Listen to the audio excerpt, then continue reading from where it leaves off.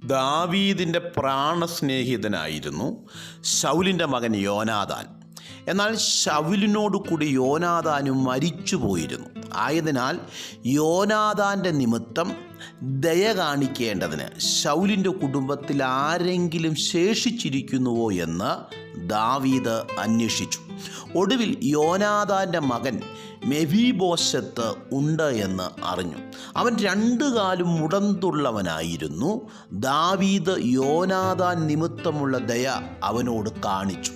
ഒരു ചത്ത നായെപ്പോലെ ഇരിക്കുന്ന അടിയനെ നീ കടാക്ഷിപ്പാൻ അടിയൻ എന്തുള്ളൂ എന്ന് അവൻ രാജാവിനോട് പറഞ്ഞു. അങ്ങനെ മെഫീബോശത്ത് യെരൂശലേമിൽ താമസിച്ചു. രാജാവിൻ്റെ മേശയിങ്കൽ ഭക്ഷണം കഴിച്ചു പോന്നു.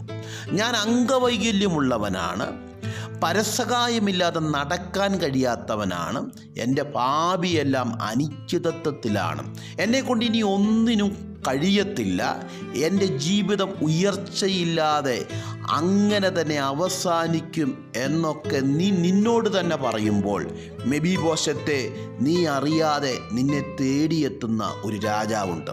നിൻ്റെ സകല ബലഹീനതയോടും കൂടി നിന്നെ ഏറ്റെടുക്കുന്ന ഒരു രാജാവുണ്ട്. നാം ബലഹീനനായിരുന്നപ്പോൾ, നാം പാപികളായിരുന്നപ്പോൾ നമ്മെ തേടിയെത്തിയ സ്നേഹമാണ് രാജാതിരാജാവായ യേശു ക്രിസ്തു.